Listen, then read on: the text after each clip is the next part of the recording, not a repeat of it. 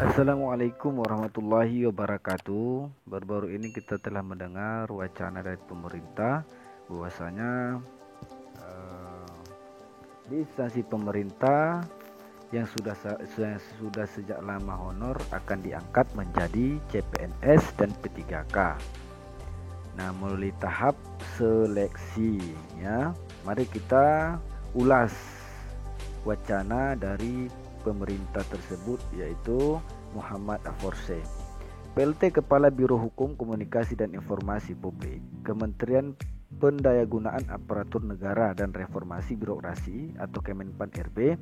Muhammad Aforse mengatakan tenaga honorer yang saat ini sudah bekerja di instansi pemerintah akan diangkat menjadi calon pegawai negeri sipil atau CPNS, tetapi dengan proses seleksi. Setelah menjadi CPNS, tenaga honorer bisa diangkat menjadi CPNS. Nah, ini berarti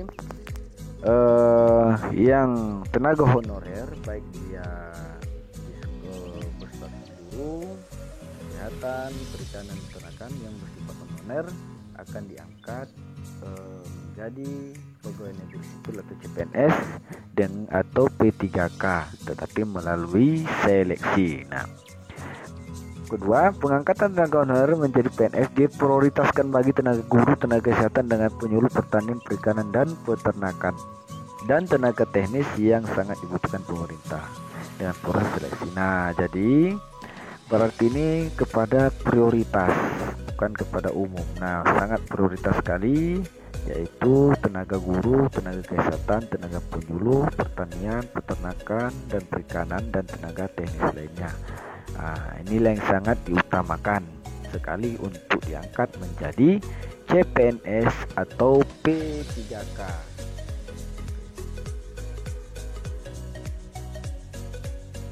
Nah, benarkah honorer akan diangkat jadi ASN dan PPK atau P3K tanpa ujian 2003? Nah, ini ada salah satu capture ya, kita melihat bahwasanya di tahun 2023 ini semua honorer yang bersangkutan dengan pemerintah akan ditiadakan dan yang honorer akan diangkat menjadi CPNS atau P3K tapi melalui tahap seleksi. Nah, bagaimana yang ini?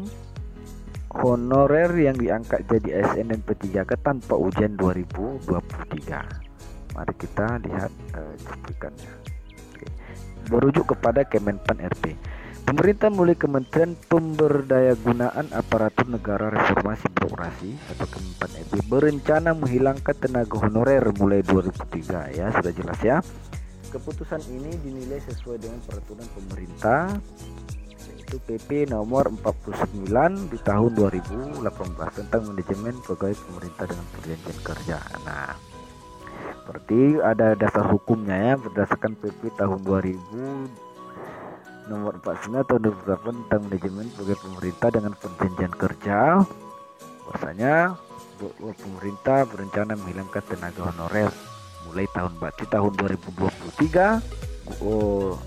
Tidak ada lagi honor di instansi pemerintah ya. Nah, kriteria pengangkatan tenaga honorer menjadi CPNS dan P3K. 1. Tenaga honorer yang berusia maksimal 46 tahun. Berarti honorer yang berusia 46 tahun dan mempunyai masa kerja 20 tahun atau lebih secara terus-menerus.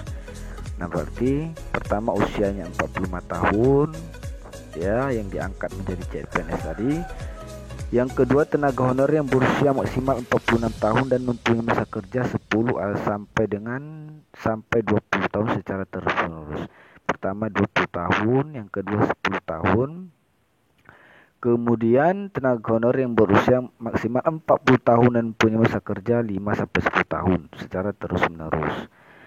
Keempat, tenaga honorer yang berusia maksimal 35 tahun dan punya masa kerja 1 sampai 5 tahun secara terus-menerus. Nah, di sinilah inilah 4 kategori yang diangkat menjadi CPNS atau P3K yang berusia 46 tahun sampai dengan 35 tahun dan mempunyai masa kerja dari 10 tahun, 5 tahun dan 1 tahun sampai 5 tahun.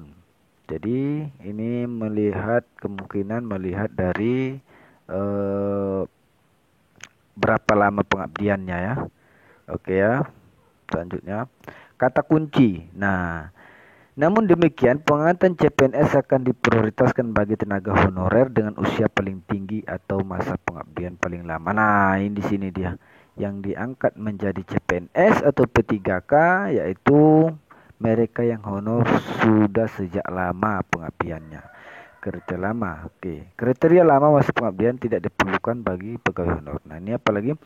Kriteria lama masa pengabdian tidak diberlakukan bagi guru honor dan tenaga dokter yang telah sedang bertugas di unit pelayanan kesehatan. Nah, terkecuali tenaga honorer dokter yang sudah lama bekerja di tempat tugasnya unit pelayanan kesehatan. Nah, ini tidak termasuk pengangkatan CPNS P3K, oke, yang tidak memiliki seleksi. Oke, selama mereka masih berusia di bawah 45 tahun dan berusia ditugaskan di tempat terpencil minimal 5 tahun, maka ia akan diangkat menjadi PNS. Nah, kalau dia usianya 45 tahun, diangkat menjadi PNS dengan syarat dia ditugaskan di daerah terpencil. Nah, bagi bagi pegawai honorer, baik dia guru kesehatan, peternakan, tenaga teknis yang usianya sudah 46 tahun, yang sudah sejak lama mengabdi atau honor, maka dia akan diangkat menjadi CPNS atau P3K dengan syarat dia bersedia ditugaskan minimal 5 tahun di daerah terpencil.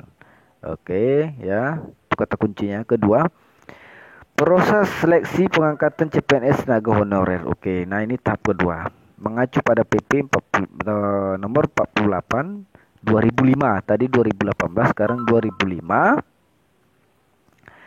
Seleksi itu meliputi seleksi administrasi, disiplin, integritas, kesehatan, dan kompetensi. Seleksi ini akan diperlakukan bagi semua pegawai honorer yang diangkat menjadi PNS. Nah, tahap kedua ini menurut PP 2005, semua pegawai honorer akan diangkat menjadi CPNS atau P3K, tapi melalui jalur seleksi. Pertama tadi tidak melalui jalur seleksi, yang usia 46 tahun. Yang kedua menurut PP 2005, yaitu semua honor akan diangkat menjadi CPNS dan P3K, tapi melalui seleksi. Oke. Menjawab daftar pertanyaan mengenai pengetahuan tata pemerintahan yang baik dan pelaksanaannya terpisah dari pelamar umum. Nah, ini untuk seleksinya terpisah antara umum. Yang dimasukkan umum ini adalah bagi yang baru-baru tamat kuliah akan dibuka juga, namun khusus tenaga honorer berbeda seleksinya. Oke, daftar pertanyaan ini akan disusun oleh tim koordinasi disusun oleh tim koordinasi tingkat nasional. Oke. Nomor 3, pegawai honorer juga mungkin diangkat menjadi PPK mengacu ketentuan yang ada di PP 20. Nah, di sini ada dua kategori. Pertama tadi diangkat jadi CNS, kedua atau menjadi P3K. Nah, ini ada dua jalur seleksi nantinya yang akan dibuka. Kemungkinan bagi yang usianya 45 tahun tadi diangkat menjadi CPNS. Mungkin yang di bawah 35 tahun akan menjadi PPK. Berstatus perjanjian kerja. Oke, karena mengacu pada nomor 49 tahun 2008. Oke. Menurut Tojo Kumolo dalam wacananya, aturan tersebut menyatakan tenaga honorer yang diprioritaskan menjadi ASN antara lain, nah ini dia, berarti yang sangat diprioritaskan ya di tahun 2022 ini supaya di tahun 2023 tenaga honor tidak ada lagi di instansi pemerintah. Apa saja dia? Pertama, dia adalah guru. Bagi guru yang sudah sejak lama mengabdi, insya Allah mudah-mudahan ini pemerintah menyediakan fasilitas tempat. Nah, tapi jangan lupa juga untuk belajar. Nah, kemudian tenaga kesehatan yang sudah lama, begitu juga selanjutnya tenaga penyuluh, pertanian, perikanan, dan peternakan, dan tenaga teknis lainnya yang dibutuhkan pemerintah. Tenaga teknis lainnya ini seperti operator, mungkin seperti pelayanan yang lain lah di instansi pemerintah. Nah, jangan lewatkan kesempatan ini. Bagi Anda yang usianya 46 tahun di bawah, ini adalah momen yang sangat kita cari, momen yang sangat kita tunggu, Jangan sempat momen ini kita tidak lewat atau tidak termasuk ke dalamnya. Eh, sangat sayang sekali kita sudah sejak lama mengabdi. Mungkin bagi yang usianya 46 ke bawah, ada yang mengabdinya 10 tahun, 5 tahun, 15 tahun, bahkan 20 tahun. Nah, jangan gara-gara satu hari ini seleksinya nanti akan gagal semuanya, akan hancur semuanya. Bila tenaga honorer tidak lewat di tahap ini, maka pemerintah tidak akan menyediakan atau fasilitasi lagi gaji dari negara. Jadi walaupun kita nanti bertugas di instansi tempat kita bekerja di pemerintahan, namun kita tidak menerima upah atau gaji. Karena apabila tidak melewati tahap atau tidak lewat tahap seleksi ujian ini. Nah, kemungkin ini saja yang dapat kami sampaikan. Semoga Bapak, Ibu, Dewan Honorer semuanya, tenaga honorer semuanya, siap-siap. Kemungkinan ini akan dilaksanakan akhir ataupun bulan-bulan setelah bulan 6 ini kemungkinan akan dilaksanakan ujian perekrutannya besar-besaran. Nah, jangan lewatkan kesempatan ini. Semoga kita semuanya tenaga honorer bisa dalam kesempatan ini bisa lewat lah, mudah-mudahan itulah doa kita. Karena sayang sekali kita sudah mengabdi puluhan tahun. Ya, jangan gara-gara ini nanti kita tidak dapat kota ya. Maka dari itu kuncinya adalah pertama belajar, kedua berdoa, ya berdoa. Sholat jangan tinggal bagi agama yang Islam, begitu juga dengan agama yang lainnya. Berbakti kepada kedua orang tua, bersihkan hati, ya, dan jangan ada ria di hati. Dan bersungguh-sungguh insya Allah ini akan berpihak kepada kita. Oke, itu saja yang dapat saya sampaikan. Jangan lupa untuk subscribe channel ini, kemudian like Instagram atas nama Neni Syaputra Official. Anda akan mendapatkan informasi lainnya. Oke, ini saja yang saya sampaikan. Mudah-mudahan dalam lindungan Allah Subhanahu wa taala. Assalamualaikum warahmatullahi wabarakatuh.